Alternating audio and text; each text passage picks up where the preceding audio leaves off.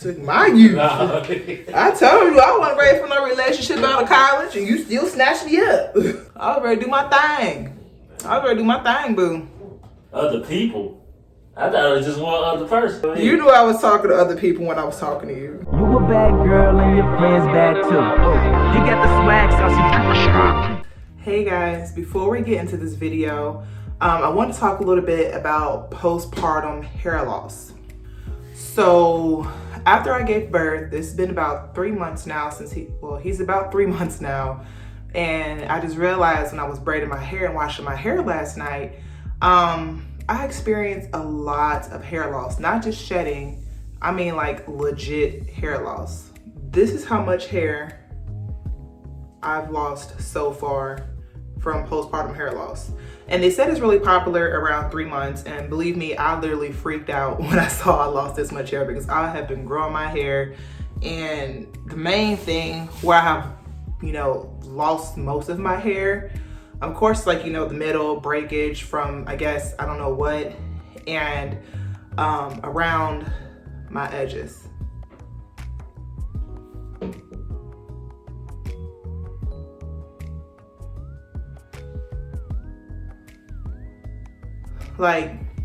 And it feels kind of embarrassing to even talk about postpartum hair loss, but at the same time, I gotta realize it's normal. And it's a part of, after effects of birth and stuff. Some people may get it, some people might experience extreme. I feel like I've experienced extreme, especially to have this going on, but that's the reason why we're gonna go ahead and do a crochet. I made sure, not to tug on these somewhat leftover edges because I don't need nothing else falling out, and I'm trying to have my hairline start all the way back here, even though it's kind of close to it. So what I'm going to do is I'm going to go ahead and just show you how I extend the length of my Jamaican bounce curl to make it more shoulder length. And just basically keeping more protective styles in my hair until we get some growthage back around here. Look at this. Look at this. What is this? What is this? This was never here before. That's why I'm so mad. Like, all that is gone. It's embarrassing. All right, so first thing I have is 10 braids going across my head. Now on the edges, I tried not to pull too tight, so they're kind of loose up here. A little tighter in this area just because I like the front of my hair to look a little better, but for the sake of my edges trying to come back and my hair trying to come back, I did make it looser.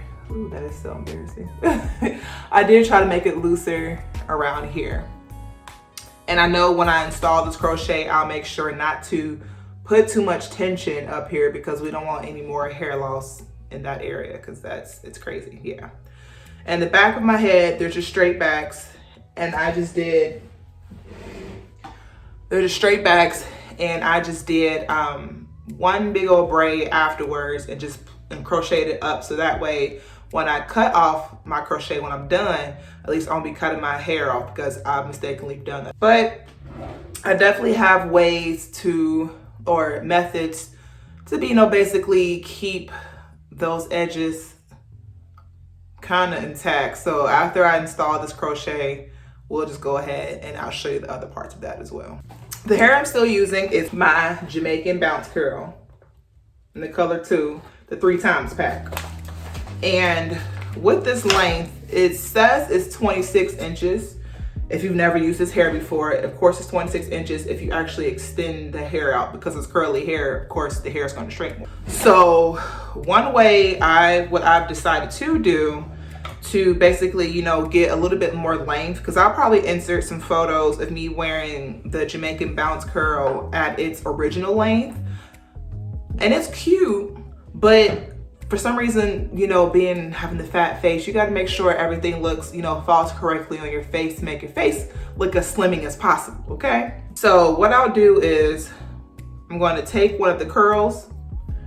We're going to go ahead and separate it, of course, like that. I take one curl, separate it. Just like that. So I have 2 of them. So I'm going to take both of these pieces and connect them with a tip like that to make it longer. So instead of being this length, we're going to connect it closer to the ends together to make it a longer length.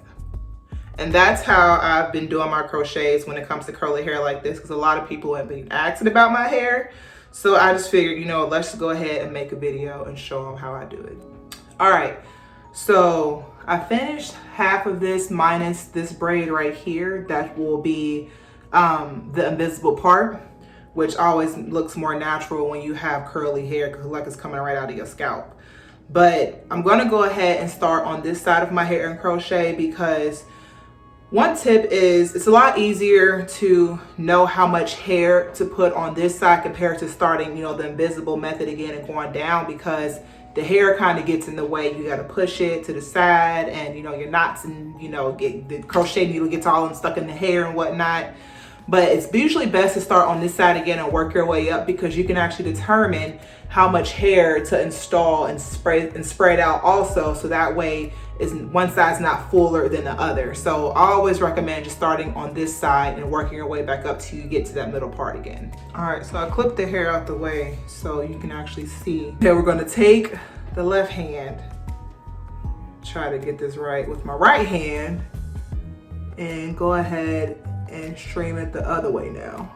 Cool, I'm gonna be real with y'all. I always have the most difficult getting the left hand just because my hand doesn't go the same way. I'm not used to using my left hand as much compared to the right. So I can't even string it on there. It always takes me more time to get my left side done.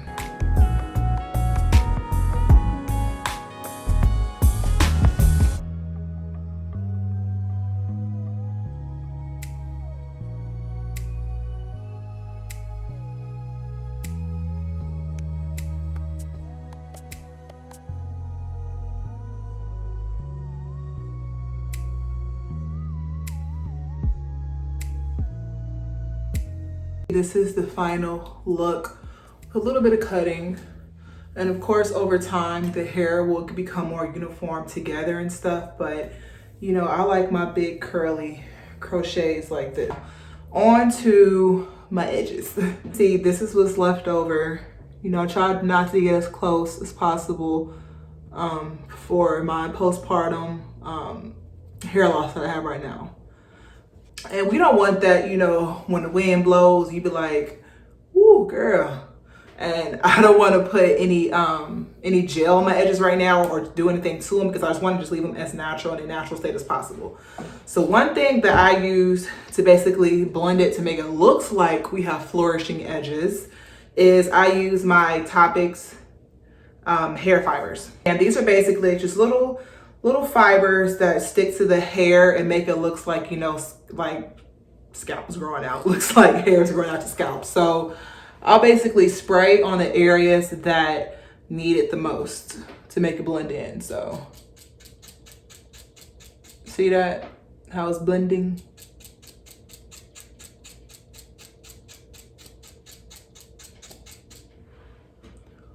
And you just pat it a little bit just to make it look like you got something right there. See? So we got that side a little bit compared to how bald that side is. It's definitely a big of a difference. And I don't want them too dark either. Just a little bit, you know, just to cover a little bit if my hair tends to blow in the wind a little bit like that. If the wind happens to blow, so be it. I am a mother of a baby who has postpartum hair loss, and it's fine because eventually it will grow back. If it doesn't grow back, we have edges to protect us, some fake edges, and we have crochet hair. That's all that really matters, because hair is just hair. As much as I love my hair, you know, things happen, and I'm totally okay with it now.